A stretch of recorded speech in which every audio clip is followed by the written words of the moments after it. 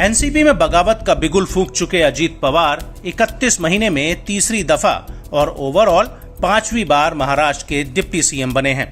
अपने चाचा शरद पवार को अंधेरे में रखते हुए अजीत पवार ने एनसीपी के 8 विधायकों के साथ शिंदे सरकार को समर्थन दिया।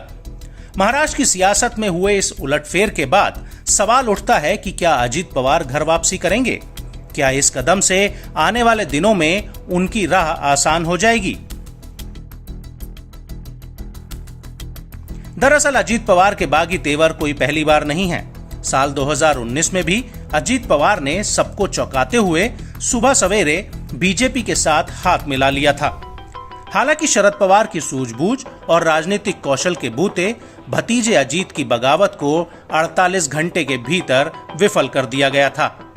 ऐसे में शरद पवार के समर्थक उनसे इसी तरह के करिश्माई और गेम चेंजर भूमिका की आस लगाए बैठे हैं। मगर इस बार अजीत पवार का अंदाज जुदा जुदा सा लग रहा है। अजीत पवार की बगावत अपने अगले दौर में पहुंच गई है। दोनों पवारों के गुटों में खेमेबंदी जारी है। शरद पवार और अजीत खेमे में अब पार्टी के नाम और सिंबल पर जुबानी जंग छिड़ गई है। शरद पवार और अजीत पवार दोनों एनसीपी पर अपना दावा ठोक रहे हैं। सोमवार को प्रेस कॉन्फ्रेंस में अजीत कैंप के प्रफुल्ल पटेल ने कहा कि विधायकों को अयोग्य ठहराने का फैसला सिर्फ विधानसभा स्पीकर के पास है। अटकलें हैं कि जल्द ही चाचा और भतीजे की पार्टी पर दावेदारी की खींचतान चुनाव आयोग से होते हुए सुप्रीम कोर्ट की दहलीज तक पहुंच सकती है। शरद पवार ने भतीजे संग पार्टी को दगा देने वाले सभी 8 विधायकों पर कड़ी कार्रवाई की है। बदले में अजीत कैंप ने एनसीपी के प्रदेश अध्यक्ष पद से जयंत पाटिल को हटाकर अपने खेमे के सुनील तटकरे को जिम्मेदारी सौंपी है।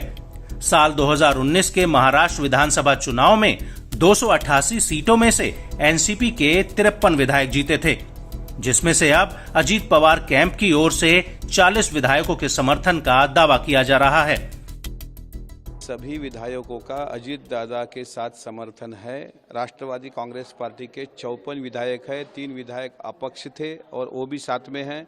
कुछ विधायक अभी तटस्थ भूमिका में हैं, फिर भी 40 विधायकों का समर्थन मिलने के बाद खुद अजीत दादा राजभवन में गए और उसके बाद राजभवन में शपथ विधि समारोह वहाँ पे हुआ और अब अजीत दादा महाराष्ट्र के उप मुख्यमंत्री है।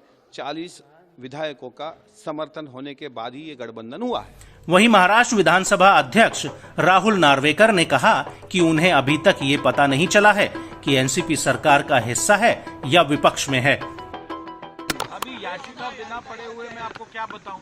याचिका तो मुझे पढ़ने की जरूरत है ना। जी सर, थैंक यू। विरोधी पक्ष नेता का चयन को रिकॉग्निशन सम्माननीय विधानसभा अध्यक्ष देते हैं। ये अधिकार सम्माननीय विधानसभा अध्यक्ष का होता है और इस अधिकार का वापर करते समय विधानसभा अध्यक्ष को जो विधानसभा के नियम है, उसके साथ ही जो संवैधानिक प्रावधान है, उन सब का विचार करके उचित निर्णय लेना अपेक्षित। जहां एक और अजीत पवार ने साफ किया कि संख्या बल उनके साथ है। शरद पवार एनसीपी के बतौर राष्ट्रीय अध्यक्ष रहते हुए एनडीए में शामिल होने के फैसले का समर्थन करें, मगर शरद पवार ने भी तेवर दिखाते हुए इशारों में कहा था कि पार्टी तोड़ने की कोशिश करने वालों को उनकी असली जगह दिखाएंगे। अब ऐसे में सवाल उठ रहा है कि क्या चाचा भतीजे में पिछली बार की तरह इस बार भी सुलह की कोई गुंजाइश बची है?